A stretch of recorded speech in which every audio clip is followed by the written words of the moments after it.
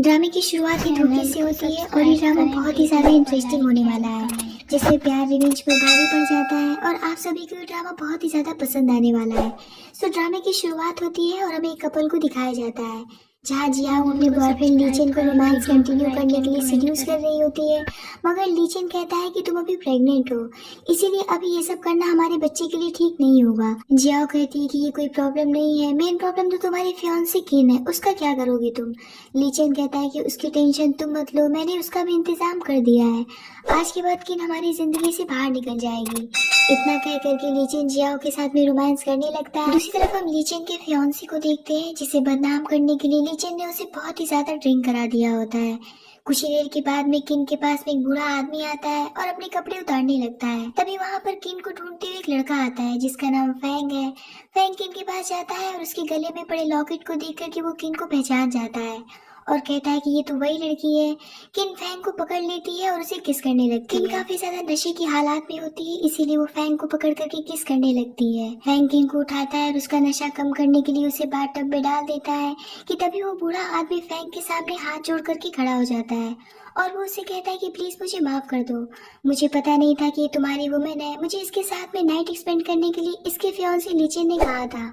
यहाँ हमें पता चलता है कि फैंग कोई छोटा मोटा आदमी नहीं है, बल्कि एसके ग्रुप का प्रेसिडेंट है। उस बूढ़े आदमी की बात सुन करके तो किन को बिल्कुल भी यकीन नहीं हो रहा होता है कि उसके साथ जो भी कुछ होने वाला था उसके पीछे उसके फियांसे लीचेन का ही हाथ है। फैंग किन को एक रूम की चाबी देता है और वो उससे कहता है कि अगर तुम्हें यकीन ना हो तो तुम जा करके अपनी आंखों से देख सकती हो। किन जब उस रूम में जाती है तो वो देखती है कि उसका फियांसे उसकी बेस्ट फ्रेंड जियाओ के साथ में रोमांस कर रहा था। किन को तो समझ ही नहीं आ रहा होता है कि आखिर वो इस पर क्या रिएक्ट करे।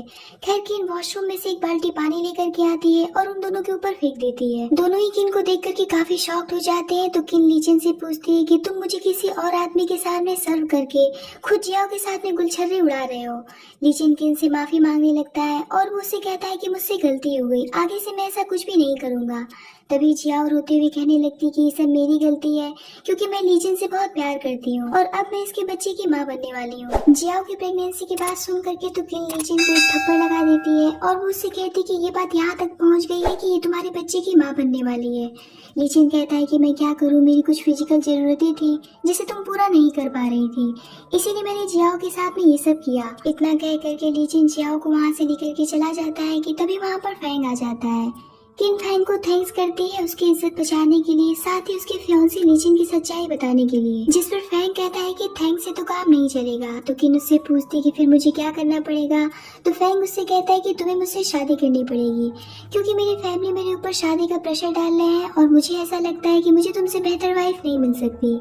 शादी की बात सुन करके तो किन भड़क जाती है और उसे मना करके वहाँ से चली जाती है। बाहर निकलने पर उसे जियाओ मिलती है और वो उससे माफी मांगती है, मगर किन गुस्से से उसे डांटने लगती है और वो उससे कहती कि ज्यादा एक्टिंग करने की जरूरत नहीं है।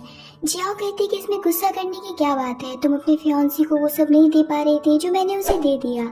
यहाँ पर इन दोनों में काफी बहस शुरू हो जाती है कि तभी जियाओ किन से कहती है कि मैं तुम्हें एक बात बताना तो भूल ही गई, लीचेन ने तुम्हें अपने कंपनी से बाहर निकाल दिया है और इतना ही नहीं बल्कि तुमने जितने भी डिजाइन बनाए थे वो सब मेरे नाम कर दिया है। ये सुन करके तो किन उसे एक थप्पड़ लगा देती है और दोनों ही रोड पर लड़ने लगती है, जिसमें किन का लॉकेट टूट करके नीचे गिर जाता है, जिसे जिया उठा लेती है और कहती है कि ये तो तुम्हारे पेरेंट्स की आखिरी निशानी है ना, लेकिन अब तुम इसे नहीं बचा सकती। इतना कह करके वो लॉकेट फेंक देती है। किन उस लॉकेट को पाने के लिए पागलों की तरह रोड क्रॉस करने लगती है। यहीं पर उसका एक्सीडेंट होने वाला होता है कि तभी फैंग आकर के उसे बचा लेता है और अपने असिस्टेंट से कह करके उसका लॉकेट ढूंढने के लिए कहता है। कुछ देर में वो लॉकेट उसे मिल भी जाता है, मगर वो लॉकेट टूट चुका था, जिसे देखकर किन बहुत ही ज्यादा रोने लगती है और वो उससे कहती है कि ये मेरे माँ पापा की आखिरी निशानी थी, जिसे मैंने बहुत संभाल करके रखा हुआ था, अब मैं इसके बिना कैसे जीऊंगी। फैंग उससे कहता है कि कोई बात नहीं, मैं इसे दुनिया के सबसे बेहतरीन कारीगर से बनवा दूंगा, जिसे देख करके पता ही नहीं चलेगा कि ये कभी टूटा भी था। फैंग की बातें सुन करके किन उसे हक कर लेती है। तभी धीरे से फैंग उसके कान में कहता है कि हमारी शादी के बारे में आखिर तुमने क्या सोचा है। किन कहती कि अभी कुछ भी कहना जल्दीबाजी होगा, हम लोग तो एक दूसरे को जानते तक नहीं और ना ही हमारी अभी दोस्ती हुई है और आप शादी की बात कर रहे हैं। फैंग कहता है कि अगर ऐसी ही बात है तो फिर मुझे 1 साल का समय दो और मेरे साथ में रहो। अगर तुम्हें मुझसे प्यार नहीं हुआ तो मैं तुम्हें फ्री कर दूंगा। तुम मुझे छोड़ देना और किसी और से शादी कर लेना, जिससे भी तुम्हारी मर्जी होगी। फैंग की ये बात सुनकर के किन काफी इम्प्रेस हो जाती है और वो फैंग के साथ उसके घर चली जाती है, जहाँ फैंग के सर्वेंट्स किन का ग्रैंड वेलकम करते हैं। और ये सब देख कर किन काफी खुश हो जाती है। फैंग उससे पूछता है कि हमारा घर तुम्हें कैसा लगा। किन कहती कि बहुत ही ज्यादा सुंदर है, मगर अभी हम लोग अलग अलग सोएंगे क्योंकि मैंने अभी शादी के लिए हाँ नहीं किया है। ये बात सुनकर के फैंग मुस्कुरा देता है और उसे केयरिंग किस करके वहाँ से चला जाता है। कुछ देर के बाद में फैंग शहर के सबसे बेस्ट ज्वेलरी कारीगर को बुला करके किन का लॉकेट जोड़ने के लिए दे देता है। अगले दिन किन लीजेंड के घर जाती है, जिसे जाता हुआ फैंग देख लेता है और अपने आदमी से कहता है कि किन पर नजर रखने के लिए। किन लीजेंड के घर जाती है, जहाँ लीजेंड की माँ उसे घर छोड़ करके जाने रोकती है और वो किन से कहती है कि इस उम्र में लड़कों से ऐसी गलतियाँ हो जाती है, इसीलिए एक बार तुम उसे माफ कर दो। तुम्हें पता नहीं कि तुम्हारे जाने के बाद में जियाओ लीजेंड के और भी करीब हो जाएगी और कंपनी पर अपना अधिकार जमा लेगी। किन कहती है कि आंटी, क्या आप अब भी चाहती है कि मैं आपकी कंपनी और आपके बेटे को बचाने के लिए आपके घर में मैं आपके नालायक बेटे के साथ में रहूं? ये सुनकर के तो लीजेंड की माँ भड़क जाती हैं और कहती है कि ठीक है, जा रही हो तो जाओ, मगर इस घर और हमारी कंपनी शेन ग्रुप से तुम्हें एक फूटी कौड़ी नहीं मिलेगी। तभी वहाँ पर लीजेंड जियाओ के साथ में आ जाता है और वो कहता है कि जाने दो मॉम, तुम्हारे लिए जियाओ बेस्ट बहू रहेगी और अब तो जियाओ प्रेग्नेंट भी है, जो तुम्हें बहुत ही जल्दी ग्रैंड मदर बनाने वाली है। ये सुनकर के तो लीजेंड की माँ की खुशी का कोई भी ठिकाना नहीं रहता और वो अपने पुरखों के पुण्य का फल समझ करके गॉड को धन्यवाद करने लगती हैं कि मैं इतनी जल्दी ग्रैंड मदर बनने वाली हूँ। इनकी खुशी देख करके किन वहाँ से जाने लगती है कि तभी जिया उसका हाथ पकड़ करके उसे जाने से रोकती है और वो उससे कहती है कि इतनी जल्दी कहाँ जा रही हो, अभी तो तुमसे बहुत सारी बातें करनी है। किन गुस्से से जियाओ से अपना हाथ छुड़ाती है और जियाओ इसी बात का फायदा उठाकर जानबूझ करके फर्श पर गिर करके अपना पेट पकड़ करके चिल्लाने लगती है और ऐसा रिएक्ट करती है कि जैसे किन ने उसे ढकेल दिया हो, जिसकी वजह से उसका मिसकैरेज हो गया हो। जियाओ की ये हालत देख करके लीजेंड किन को धमकाने लगता है कि अगर मेरे बच्चे को कुछ भी हुआ तो मैं तुम्हें जिंदा नहीं छोड़ूंगा। किन कहती कि आखिर मैंने क्या किया है, वो तो खुद ही जानबूझ करके गिरी है। इस बात से लीजेंड की माँ इतनी हर्ट हो गई थी कि वो किन के ऊपर हाथ उठा देती है कि तभी वहाँ पर फैंग आ जाता है और लीजेंड की माँ का हाथ पकड़कर जियाओ से कहता है कि अब नाटक करना बंद करो, तुमने इतना ज्यादा बर्थ कंट्रोल पिल खाया है कि अब तुम बाज हो गई हो और अब तुम जिंदगी में कभी भी माँ नहीं बन सकती। जिसके बाद फैंग जियाओ का मेडिकल रिपोर्ट दिखाता है जिसमें साफ साफ लिखा हुआ था कि जियाओ कभी भी माँ नहीं बन सकती। रिपोर्ट देख करके तो लीजेंड के पैरों तले जमीन खिसक जाती है और वो गुस्से से जियाओ की तरफ देखने लगता है। जियाओ रोती हुई लीजेंड के सामने नील डाउन हो जाती है और वो उसे कहती है कि प्लीज मुझे माफ कर दो, ये सब नाटक मैंने सिर्फ तुम्हें पाने के लिए किया था क्योंकि मैं तुमसे बहुत प्यार करती हूँ और मैं तुम्हें खोना नहीं चाहती। लीजेंड गुस्से से उसकी रिपोर्ट को देखते हुए कहता है कि अगर तुम मुझसे इतना ही प्यार करती थी तो फिर इतने सारे मिसकैरेजेस और इतने सारे बर्थ कंट्रोल पिल किसके लिए खाए, जिसकी वजह से तुम आज बांझ हो गई हो। जियाओ चालाकी करते हुए बात बदल देती है और लीजेंड को किन की तरफ इशारा करते हुए वो लीजेंड से कहती है कि ठीक है, अगर मैंने तुम्हें धोखा दिया है तो वो क्या कर रही है, देखो ना तुम्हारे सामने किसी और मर्द के साथ में कैसे चिपक करके बैठी है। जियाओ की बात सुन करके लीजेंड किन से पूछता है कि आखिर ये आदमी कौन है और तुम इसके साथ में क्यों बैठी हो। फैंग उसे बताता है कि मैं एसके ग्रुप का प्रेसिडेंट हूँ और ये मेरी वाइफ है। एसके ग्रुप का नाम सुन करके तो लीजेंड और उसकी माँ फैंग के सामने हाथ जोड़ करके घुटने टेक देते हैं और उससे माफी मांगने लगते हैं क्योंकि उनकी कंपनी फैंग के टुकड़ों पर पल रही थी। लीजेंड की माँ रोती हुई फैंग से कहती है कि मेरी बेटी से गलती हो गई, इसे माफ कर दीजिएगा और प्लीज हमारी कंपनी शेन ग्रुप के साथ में अपना कॉन्ट्रैक्ट मत तोड़िएगा वरना हम लोग रोड पर आ जाएंगे। फैंग कहता है कि आप लोगों ने किन के साथ में बहुत बुरा बर्ताव किया है, इसीलिए आप लोगों के साथ में क्या करना है ये तो किन डिसाइड करेगी। किन कहती है कि मुझे इन लोगों को कोई भी सजा नहीं देना है, बस मैं इतना चाहती हूँ कि ये लोग मेरा बनाया हुआ डिजाइन मुझे वापस कर दें जिसे इन लोगों ने जियाओ को दे दिया था। लीजेंड फौरन से किन का बनाया हुआ डिजाइन उसे वापस लौटा देता है। फैंग कहता है कि देखा तुम लोगों ने किन कितनी काइंड हार्टेड है जिसने तुम लोगों को माफ कर दिया और कोई भी सजा नहीं दी, लेकिन मैं तुम लोग को नहीं छोड़ने वाला, मैं तुम्हारे साथ में अभी के अभी हमारी कंपनी का कॉन्ट्रैक्ट खत्म करता हूँ। इतना कह करके फैंग किन को अपने साथ लेकर के चला जाता है। लीजेंड अपनी माँ से कहता है कि तुम टेंशन मत लो, पूरे शहर में एक ही आदमी है जो हमारी मदद कर सकता है और एसके ग्रुप के साथ में लड़ सकता है, वो आदमी प्रेसिडेंट लू है। इतना कह करके लीजेंड सीधे लू के पास पहुंच जाता है और हाथ जोड़कर लू से मदद मांगता है। वो उससे कहता है कि पूरे शहर में केवल आप ही हैं जो मुझे और मेरी कंपनी को बचा सकते हैं और फैंग की कंपनी एसके ग्रुप के साथ में लड़ सकते हैं। लू कहता है कि फैंग से लड़ना इतना भी आसान नहीं है। दरअसल में लू फैंग का स्टेप ब्रदर है। तो लीचेन उससे कहता है कि बिल्कुल आसान है, मुझे फैंग की कमजोरी का पता चल चुका है। इस समय उसकी सबसे बड़ी कमजोरी किन है और आपकी सबसे बड़ी ताकत है। लीचेन लू के पास जाकर के उसके कान में किन के बारे में कुछ बताता है, जिसे सुनकर के लू बहुत ही ज्यादा खुश हो जाता है। उधर किन को टीवी न्यूज से पता चलता है कि फैंग ने सचमुच में शेन ग्रुप के साथ में अपना कॉन्ट्रैक्ट खत्म कर दिया है। तभी वहाँ पर फैंग आ जाता है और दोनों एक दूसरे के साथ में टाइम एक्सपेंड करने लगते हैं। कुछ देर के बाद में फैंग ऑफिस जाने के लिए निकलता है तो किन उसे बाहर तक छोड़ने जाती है। फैंग के जाने के बाद में लीचेन किन को किडनैप करवा लेता है और उसे लू के पास लेकर के जाता है। लू किन को देख करके कहता है कि मुझे यकीन नहीं हो रहा है कि एसके ग्रुप के प्रेसिडेंट की वाइफ से मेरी इस तरीके से मुलाकात होगी। किन कहती है कि आखिर तुम कौन हो और तुम्हें मुझसे क्या चाहिए। तो लू उससे कहता है कि मैं कौन हूँ ये जानना इम्पोर्टेंट नहीं है, बल्कि मैं क्या चाहता हूँ ये इम्पोर्टेंट है तुम्हारे लिए। लू उसे फैंग के खिलाफ भड़काने की कोशिश करता है। वो किन से कहता है कि फैंग वैसा नहीं है जैसा तुम उसे जानती हो, उसने तुम्हें झूठे प्यार की जाल में फंसाया है। लू की बातें तो किन के मन में खटकने लगती हैं कि तब तक वहाँ पर फैंग आ जाता है। फैंग को देख करके लू अपने दोनों हाथ ऊपर उठा करके हंसने लगता है और वो उससे कहता है कि थोड़ी जल्दी नहीं आ गए तुम यहाँ पर। क्या सच में ये लड़की तुम्हारे लिए इतनी इम्पोर्टेंट है जिसे तुम पागलों की तरह ढूंढते हुए यहाँ तक चले आए। ये सुनकर के तो फैंग को काफी ज्यादा गुस्सा आने लगता है और वो उसे बहुत ही ज्यादा मारता है। लू कहता है कि थोड़ी धीरे मारो ब्रदर, मुझे चोट लग रही है। फैंग कहता है कि अपनी घटिया जुबान से मुझे ब्रदर मत बोलना और ये सुनकर के तो किन शॉक्ड हो जाती है जब उसे पता चलता है कि दोनों भाई हैं। लू फैंग के सामने किन को भड़काने लगता है और किन को सुनाते हुए कहता है कि एक न एक दिन तो किन को तुम्हारी सच्चाई के बारे में पता चल ही जाएगा, उसके बाद में तुम क्या करोगे। किन तो समझ ही नहीं पा रही होती कि आखिर ये दोनों किस बारे में बात कर रहे हैं। फैंग किन से कहता है कि तुम्हें मुझ पर भरोसा है ना, इसीलिए तुम टेंशन मत लो, ये आदमी पागल हो चुका है और कुछ भी बोल रहा है। इतना कह करके वो उसे वहाँ से लेकर के चला जाता है। मगर लू की बातें किन के मन में बैठ जाती हैं और वो घर जाकर के फैंग से पूछती है कि तुम्हारा भाई लू आखिर किस सच्चाई के बारे में बात कर रहा था जो मुझे पता चल जाएगा और मैं तुम्हें छोड़ दूंगी। आखिर ऐसी कौन सी बात है जो तुम मुझसे छुपा रहे हो। फैंग कुछ उसे साफ जवाब नहीं देता और उससे कहता है कि लू एक बहुत ही घटिया इंसान है, तुम्हें उससे दूर रहना चाहिए। तभी किन के मोबाइल पर लू का मैसेज आता है जिसमें लिखा था कि अगर तुम फैंग की सच्चाई जानना चाहती हो तो आज रात इस क्लब में आ जाना। रात को किन चुपके से अपना भेष बदल करके क्लब पहुंच जाती है। तो लू उसे देख करके कहता है कि मुझे तो यकीन ही नहीं हो रहा है कि मैंने तुम्हें बुलाया और तुम यहाँ पर आ भी गई। इसका मतलब तो यही हुआ कि तुम सच में फैंग पर यकीन नहीं करती हो। किन कहती कि मैं तो बस यही देखना चाहती थी कि आखिर तुम अपने भाई को बदनाम करने के लिए किस हद तक गिर सकते हो। लू से कहता है कि रात बहुत लंबी है और तुम्हें दिखाने के लिए मेरे पास बहुत कुछ है। लू उसे नीलामी वाली जगह पर लेकर के जाता है जहाँ नीलामी में पार्टिसिपेट करने के लिए फैंग भी आया हुआ होता है और वो किन को देख करके पहचान जाता है। वो लू के पास जा करके अपनी वाइफ से उसे दूर रहने की हिदायत देता है कि तभी वहाँ पर नीलामी शुरू हो जाती है और पहली नीलामी उसी ज्वेलरी की होती है जिसे किन के फादर और उसकी मदर ने मिल करके बनवाया था। ज्वेलरी देख करके तो किन पहचान जाती है। तब तक ज्वेलरी की बोली लगने लगती है और फैंग सबसे हाईएस्ट बोली 10 मिलियन लगा करके उसे खरीद लेता है।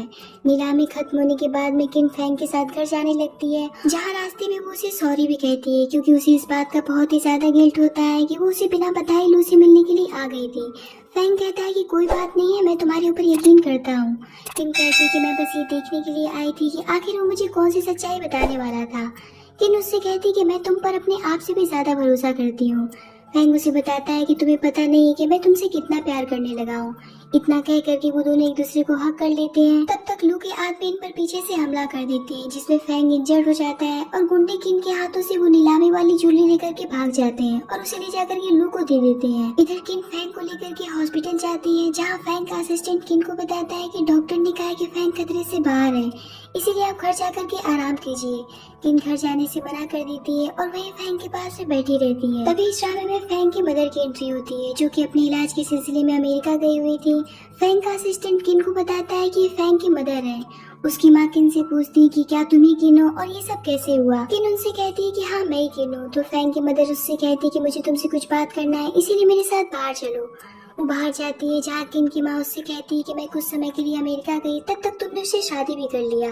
किन उनसे माफी मांगती है और कहती है कि शायद फैंग बताना भूल गया होगा। फैंग की माँ कहती है कि तुम्हारी हैसियत है इस घर की बहू बनने की, जो तुम फैंग से शादी करने के लिए तैयार हो गई, इसीलिए जितनी जल्दी हो सके तुम हमारे घर और फैंग की जिंदगी से बाहर निकल जाओ। इस बात का जवाब किन बहुत ही स्ट्रेट फॉरवर्ड होकर के देती है और वो कहती है कि आंटी जी जब आपके बेटे होश में आ जाएंगे तो यही बात आप उनसे कहलवा दीजिएगा, मैं उसी वक्त आपके घर से निकल जाऊंगी।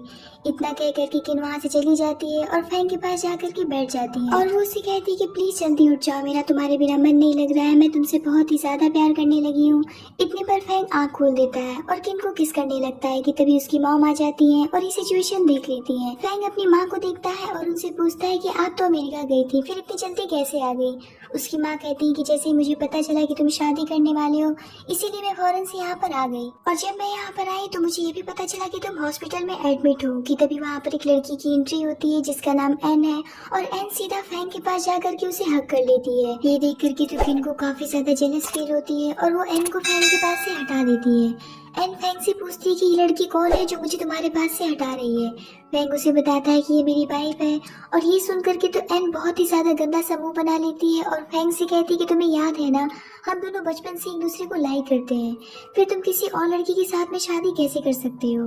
वो इस बात से नाराज होकर के वहाँ से चली जाती है और इस बात से फैंग की माँ भी बहुत नाराज हो जाती है और वो फैंग से कहती है कि तुम्हें पता है ना कि एन कितनी रिच फैमिली से बिलोंग करती है और तुम उसके साथ में बदतमीजी करके उसे यहाँ से भगा दिए। फैंग कहता है कि मॉम ये मेरी जिंदगी है और इसका फैसला भी मैं ही करूंगा कि मुझे किससे शादी करनी है और किससे नहीं करनी है, आपको इस मैटर में कुछ भी बोलने की जरूरत नहीं है। उसकी माँ कहती है कि ये बात सिर्फ तुम्हारी शादी की नहीं है बल्कि एसके ग्रुप का भी है, जिसे बनाने में तुम्हारे फादर के साथ मैंने भी योगदान दिया है।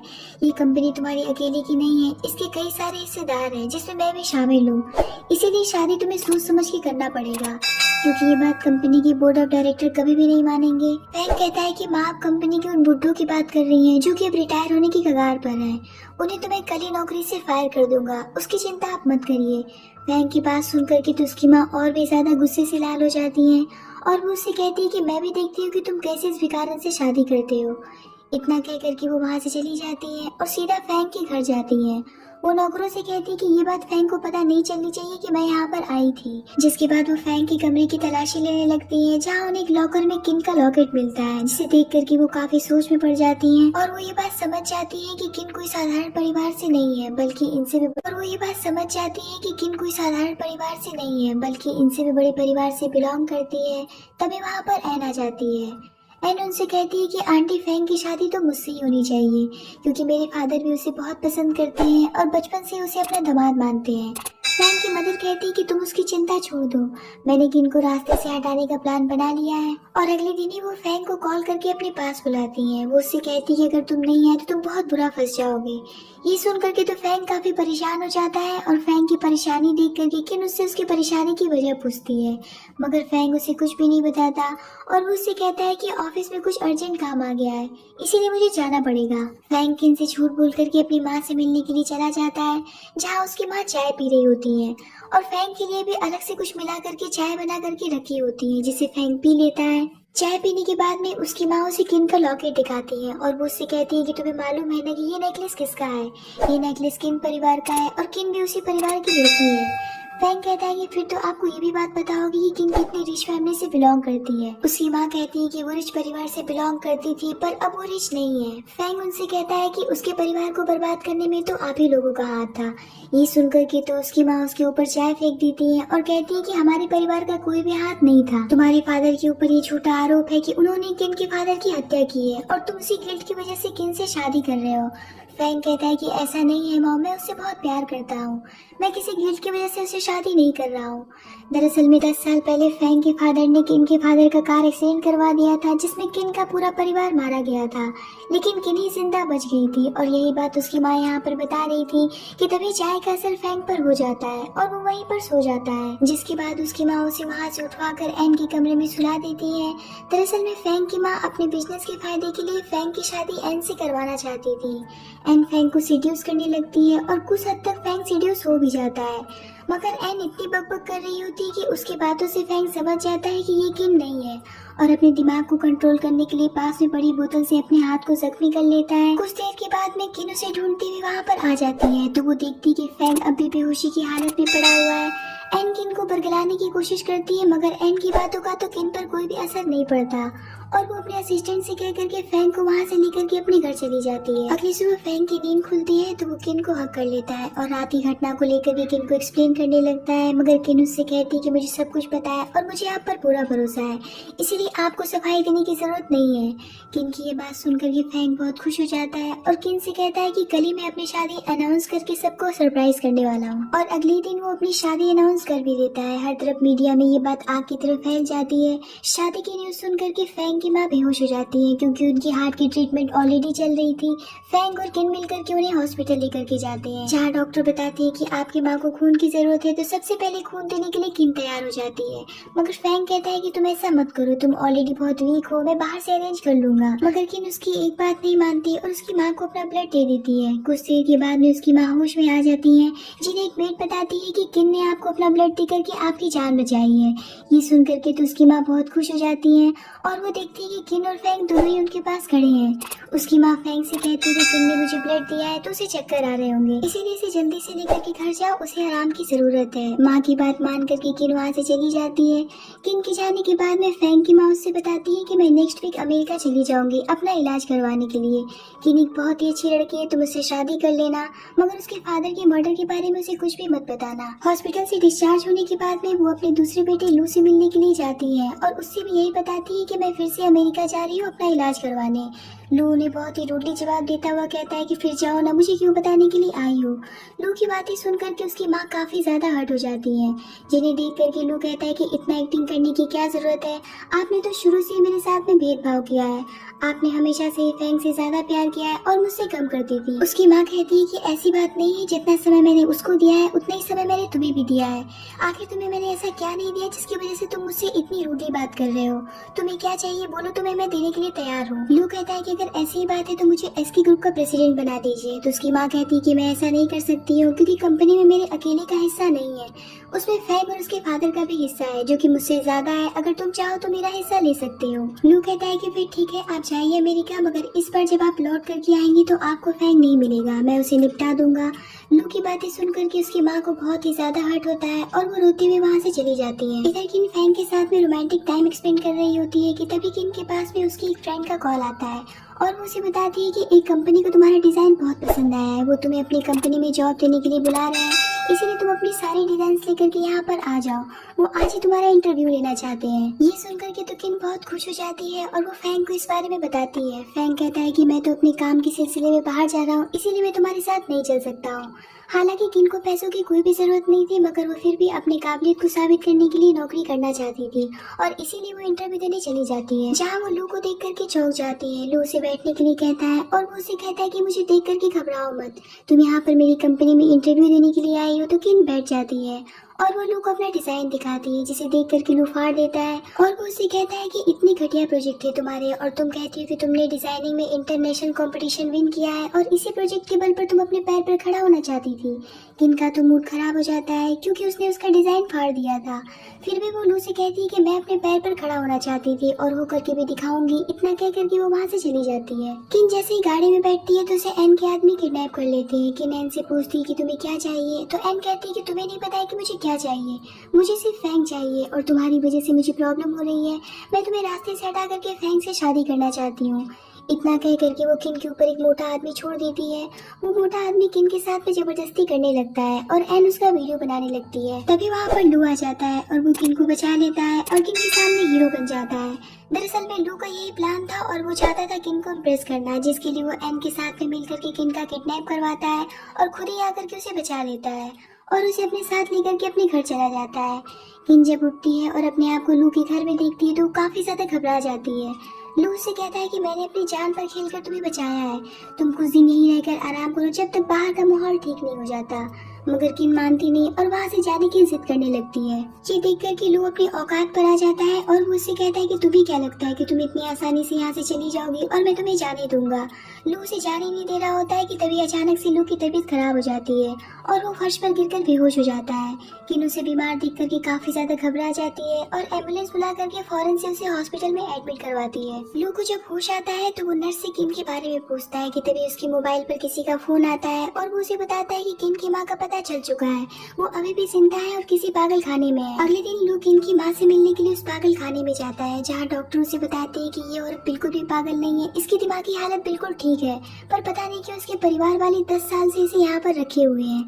लू उनके पास जाता है और उन्हें किन की फोटो दिखाता है, जिसे देख करके वो पहचान जाती है। जिसके बाद लू उन्हें लेकर के अपने घर चला जाता है और उनकी फोटो खींच करके किन के मोबाइल पर सेंड कर देता है। वो किन से कहता है कि अपनी माँ से मिलना चाहती हो तो जल्दी से मेरे घर आ जाओ।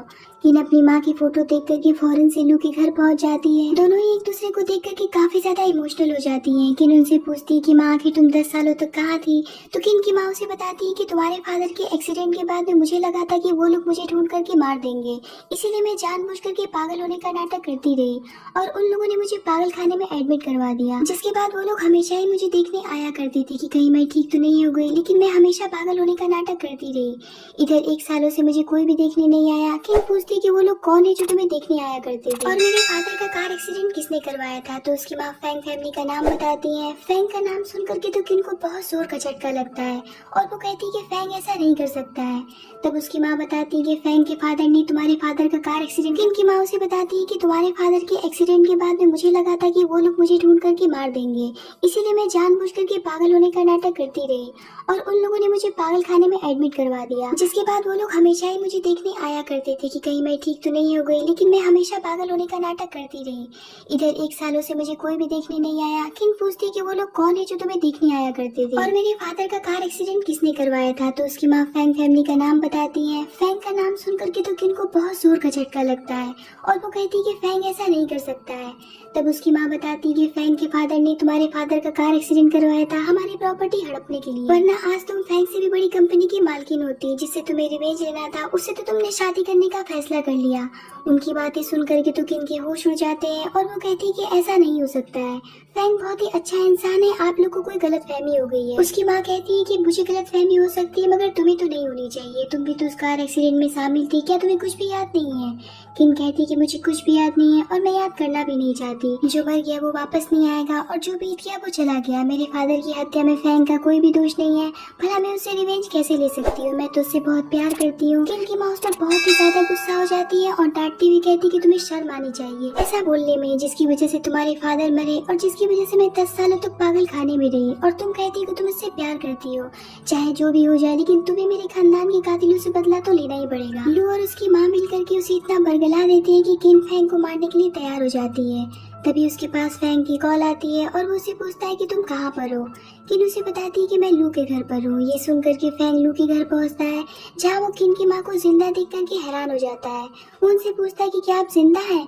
किन की माँ गुस्से से कहती है कि तुम्हारे हिसाब से तो मुझे मर ही जाना चाहिए था। फैंग कहता है कि ऐसी बात नहीं है, मैंने इसलिए आपसे ऐसा पूछा क्योंकि मैं कई सालों तक आपको ढूंढने की कोशिश करता रहा मगर आप मुझे कहीं भी नहीं मिली। फैंग की बातें सुन करके तो किन की माँ बहुत ही ज्यादा अग्रेसिव हो जाती है और वो फैंग पर हाथ उठा देती है, मगर किन उन्हें ऐसा करने से रोकती है। फैंग अपनी सफाई में उनसे बहुत कुछ कहना चाहता था मगर उसकी माँ कुछ भी समझने के लिए तैयार नहीं होती, जिसकी वजह से फैंग वहाँ से चला जाता है। फैंग के जाने के बाद में लू और उसकी माँ मिलकर के किन को फिर से फैंग के खिलाफ भड़काने लगती है। हालांकि किन की माँ सच में फैंग से बदला लेना चाहती थी क्योंकि उनका तो सब कुछ बर्बाद हो चुका था। ये सब सुनकर के किन पूरी तरीके से शांत हो जाती है, जिसके बाद लू उसे एक लिक्विड देता है और उसे समझा देता है कि इसका उपयोग कैसे करना है और उसके मिल्क में लिक्विड मिला देती है और फैंग के आने का वेट करने लगती है। कुछ देर में जब फैंग वहाँ आता है तो किन को अपने घर में देख करके बहुत खुश हो जाता है, मगर किन उससे कहती है कि मैं यहाँ पर अपना सामान लेने के लिए आई थी, अब से मैं हमेशा के लिए यहाँ से जा रही हूँ। फैंग कहता है कि प्लीज ऐसा मत करो, इन सब में मेरी कोई भी गलती नहीं थी, फिर भी तुम जैसा कहोगे वैसा मैं करने के लिए तैयार हूँ। लेकिन किन उसकी एक बात नहीं सुनती और वहाँ से जाने लगती है। जाते जाते वो फैंग से कहती है कि तुम्हारा नाश्ता मैंने लगा दिया है, करके ऑफिस जाना। फैंग मिलकर ग्लास उठाता है पीने के लिए, जिसे किन गिरा देती है और उसे हक करके कहती है कि मुझसे नहीं हो पाएगा ये सब, मैं तुमसे बहुत प्यार करती हूँ और मैं तुम्हारे बिना नहीं जी सकती हूँ। मेरी माँ और लू ने मिलकर के मुझे बहुत ही ज्यादा परेशान कर दिया है मगर अब मैं तुम्हारे बिना नहीं जी सकती हूँ। फैंग उससे कहता है कि चलो हम लोग ये शहर छोड़ करके कहीं और चल जाते हैं जहाँ कोई भी हमें जानने पहचानने वाला ना हो और फिर एक नई जिंदगी की शुरुआत करते हैं। यहाँ पर फैंग किन के लिए अपना सब कुछ छोड़ने के लिए तैयार हो जाता है। किन कहती है कि क्या तुम पागल हो गए हो। फैंग कहता है कि हाँ मैं तुम्हारे लिए कुछ भी करने के लिए तैयार हूँ। तभी किन के पास उसकी माँ की कॉल आती है और किन अपनी माँ के पास चली जाती है। किन अपनी माँ से कहती है कि मुझसे ये सब नहीं होगा, मैं फैंग से बहुत प्यार करती हूँ और मैं उसे नहीं मार सकती। उसकी माँ कहती है कि अच्छा तो ये बात है, अगर तुम नहीं मार सकती तो मैं किसी और को हायर करूंगी, लेकिन मैं फैंग को अब जिंदा नहीं नहीं छोड़ूंगी। इतना कह करके वो गुस्से से वहाँ से चली जाती हैं। उनके जाने के बाद में लू किन से कहता है कि एक बार मेरे बारे में भी सोच करके देखो, मैं उतना भी बुरा इंसान नहीं हूँ जितना तुम मुझे समझ रही हो। किन उससे कहती है कि साफ साफ ये बात क्यों नहीं कह देते हो कि तुम मेरी मजबूरी का फायदा उठाना चाहते हो। तो लू कहता है कि ऐसा बिल्कुल भी नहीं है, मैं भी अब तुमसे प्यार करने लगा हूँ। किन उससे पूछती कि कब से। तो लू उसे बताता है कि जब तुमने मुझे हॉस्पिटल में एडमिट करवा करके मेरी जान बचाई थी तभी से तुम मुझे अच्छी लगने लगी थी। वो किन का हाथ पकड़ करके कहने लगता है कि जब तक तुमको मुझसे प्यार नहीं हो जाता तब तक हम दोस्त बन करके साथ में रह लेते हैं। किन उसे एक थप्पड़ मारती है और वहाँ से चली जाती है। जिसके बाद किन की माँ फैंग की जान के बदले किन को लू से शादी करने के लिए फोर्स करती है, जिसके लिए किन तैयार हो जाती है। अगले दिन किन की शादी रहती है और ये बात फैंग को पता चल जाती है कि किन लू से शादी करने वाली है। तो वो उससे मिलने के लिए जाता है और उसे भगा ले जाता है। इधर लू शादी का जोड़ा पहन करके अपनी दुल्हन का इंतजार ही कर रहा होता है कि तभी उसे पता चलता है कि किन तो फैंग के साथ में भाग गई। फैंग और किन एक नए शहर में अपनी नई पहचान के साथ में हंसी खुशी जीने लगते हैं। एक दिन उन लोगों को लू का भेजा हुआ आदमी देख लेता है और उन पर हमला कर देता है। फैंग को बचाने के लिए किन घायल हो जाती है, जिसे फैंग हॉस्पिटल में एडमिट करवाता है। कुछ ही देर के बाद में किन की मां रोते हुए हॉस्पिटल में जाती है और किन की ऐसी हालत देख करके उन्हें बहुत पछतावा होता है और वो किन से माफी मांगते हुए कहती है कि मैं क्या करूँ बेटा, तुम्हारे फादर से मैं बहुत प्यार करती थी। आज भी जब मैं आंख बंद करती हूँ तो उनका चेहरा मेरे सामने आ जाता है। किन अपनी माँ को समझाती है कि जो भी कुछ हुआ उसमें फैंग की कोई भी गलती नहीं थी, वो एक बहुत ही अच्छा लड़का है। अब किन की माँ को भी रियलाइज हो जाता है कि वाकई में उस एक्सीडेंट में फैंग का कोई भी कसूर नहीं था और वो खुशी खुशी किन की शादी उससे करवाने के लिए तैयार हो जाती है। बाहर लू भी समझ जाता है कि किन फैंग से प्यार करती है और वो दोनों एक दूसरे के लिए बने हुए हैं। जिसके बाद लू हमेशा के लिए इन दोनों की जिंदगी से दूर चला जाता है। फैंग और किन एक साथ जिंदगी बिताने लगते हैं। उनकी जिंदगी से सारी प्रॉब्लम्स दूर हो जाती हैं और इसी के साथ में इस ड्रामे की यहीं पर हैप्पी एंडिंग होती है। कमेंट एंड लाइक करें वीडियो को।